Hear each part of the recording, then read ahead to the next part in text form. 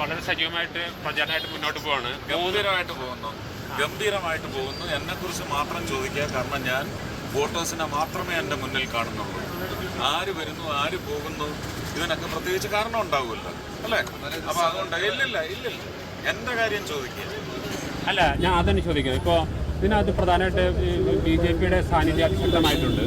അത് കണ്ട് പേടിച്ചിട്ടാണോ ചില സ്ഥാനാർത്ഥികൾ മാറുന്ന സ്ഥിതി വരുന്നത്? അതൊന്നും ചോദിക്കുക. അതൊക്കെ അവരുടെ സംഘടനയുടെ കാര്യമാണ്, അവർ തീരുമാനിക്കുന്നത്. അതിന് വേറെ പ്രസക്തി ഉണ്ട് സുരേഷേട്ടാ? എനിക്ക് പ്രസക്തിയില്ല. അതെ, എനിക്ക് വോട്ടേഴ്സ് മാത്രമാണ് പ്രസക്തമായ ഘടകം ഇതിനകത്ത്.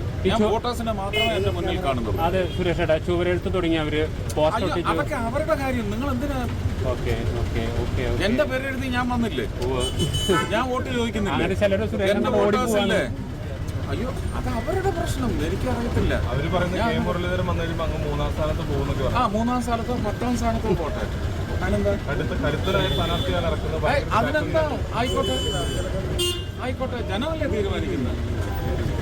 അവരല്ലല്ലോ തീരുമാനിക്കുന്നത്, ജനമല്ലേ തീരുമാനിക്കുന്നത്, വോട്ടേഴ്സ് അല്ലേ തീരുമാനിക്കുന്നത്. ഇത് ഗംഭീരമായി, ഒന്നുകൂടെ ഗംഭീരമായി. നിങ്ങൾ BJPയുടെ കാര്യം എന്റെ കാര്യം ചോദിക്കും, കോൺഗ്രസിന്റെ കാര്യം അവരുടെ അടുത്ത് ചോദിക്കും.